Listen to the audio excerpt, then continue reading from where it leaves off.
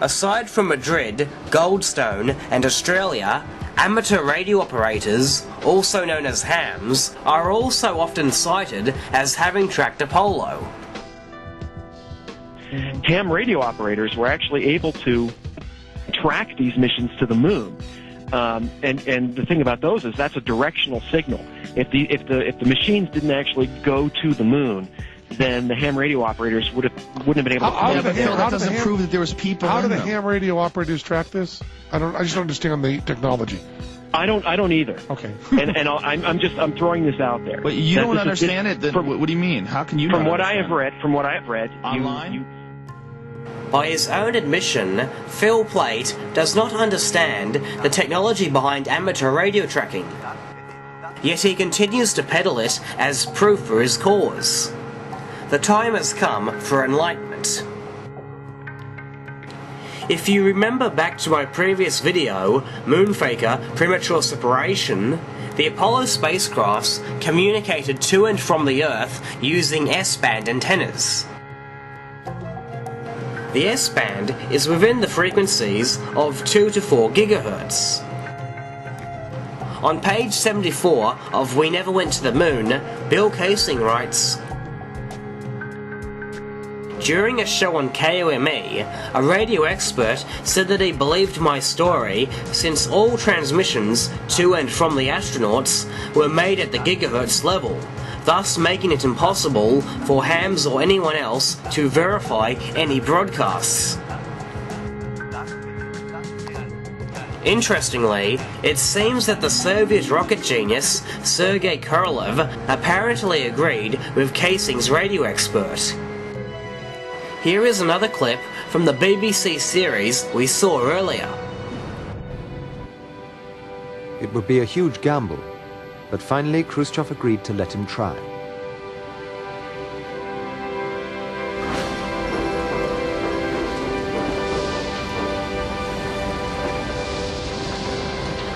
Now Korolev had to convince his engineers that they could do it too. Видишь Луну? Я говорю, вижу. Вот такая же будет Луна. Такая же Луна, но звездочкой будет.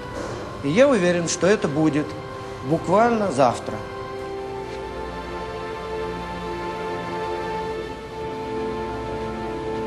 Ну, на меня, может быть, почему так я оказался именно у истока этого путника, что своими руками пришлось мне до каждого винтика, до каждой оболочки, все, что внутри находится, как говорят, пронести от и до. Радиопередатчик, антенны – это очень такая сложная штука, которую нужно было настраивать, естественно, на какую-то частоту радиолюбительскую. Видите, как он хорошо задумал, Сергей Павлович, чтобы все слышали этот спутник.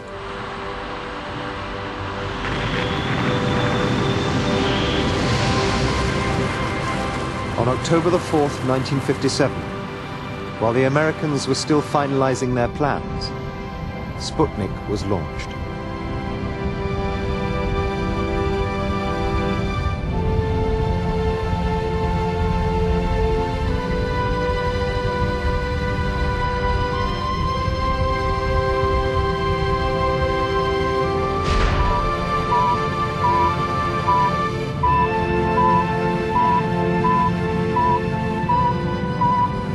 Это не сказка, а это быль маленького, но умного, первого, единственного в мире спутника. И от и до. Радиопередатчик, антенны – это очень такая сложная штука, которую нужно было настраивать, естественно, на какую-то частоту радиолюбительскую. Видите, как он хорошо задумал, Сергей Павлович, чтобы все слышали этот спутник.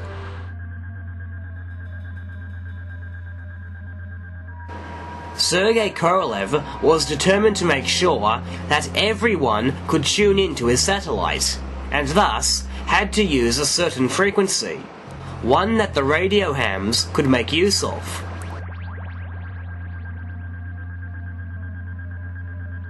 So what was that frequency? A quick look at Encyclopedia Astronautica reveals that Sputnik 1 had 1 watt of power, producing a 0.4 second duration signal on the 7 and 15 meter bands.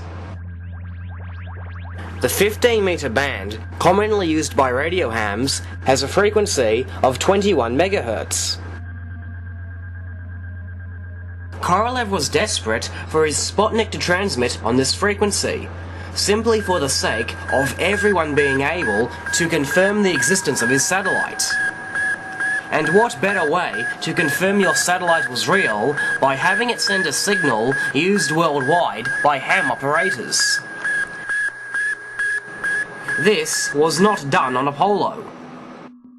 According to the Apollo 11 press kit, the spacecraft transmitted its signals at 2 gigahertz. The frequencies used by ham operators can easily be looked up on the internet, and the 2 gigahertz used by Apollo simply doesn't exist in that category.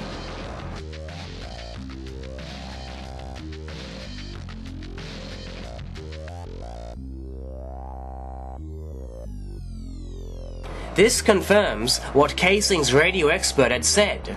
Apollo used a frequency not used by radio hams. This ultimately invalidates them as independent verification for the moon landings. On his website, Jay Windley states, "A low Earth orbit satellite cannot mimic the sky position of a translunar spacecraft." But as just demonstrated, if the radio frequency prevented the operators from verifying the location of the signal, what difference would it make if the signal was coming from 200 miles away or 200,000 miles away? So, where is this telemetry to prove whether or not those signals came from the moon? In 2002, Aaron René of Third Wave Media was commissioned to make a film proving that the missions were real. Aaron René is working for the University of Cincinnati, putting together an investigative documentary, trying to prove the Apollo 11 mission was no fake. His search for the telemetry data turned up empty. Everything that was happening aboard the Apollo 11 flight was constantly streaming down to antenna sites all over the world. From the astronauts' heartbeats to electrical use inside the command module, it was all recorded on these telemetry tapes. So where is this hard evidence? I haven't seen anything that indicates the telemetry data is even in existence, and as I said, even if we had it, we don't have the machines to play it back. But your own research has shown the telemetry data is missing. That's right. Could this be true, mankind's first interplanetary exploration, and the original science data is missing? This is Houston, radio check, over. If it's anywhere, it should be here at NASA's Goddard Space Center in Maryland, home to the National Space Science Data Archives. This film you're making now, what is it? This is a film trying to prove that Apollo 11 happened. Does it have a name? I mean, do you have a name for it yet, or you? I'm calling it "Did We Go?" Did we go? Okay. Okay. Doesn't have it either. The Smithsonian doesn't have it. Johnson doesn't have it. Right. We've been unable to track it down. I mean, we don't know where this telemetry data ended up, and we don't know what path it may have taken. So, unfortunately, I'm afraid I can't really give you much of a clue as to where this data ended up and whether it still exists or not. Most likely, these scientists just misplaced these tapes. Or did they? René also managed to get in touch with Frank Byrne, the chief of the Radio Frequency and Telemetry Receiving Facility at Kennedy Space Center, another NASA facility. We're off to see Frank Byrne, the antenna man. He must have gone back taking a nap. Hi. No, we just went ahead and ate, and he's probably 3 sheets to the wind. Frank has tossed back a few drinks prior to my arrival. I think you're going to wind up talking to you, too. We tracked the first satellite in the world. We tracked the first everything that went to the moon, everywhere. This was one of the antennas that we received telemetry data from the spacecraft. Yeah, you could, I guess you could simulate it, but it wasn't simulated. It was real life data.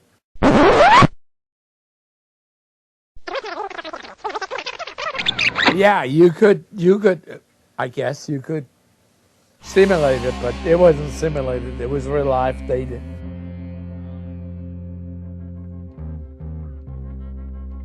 Coming from the head guy at a radio tracking station, this is a very bold statement.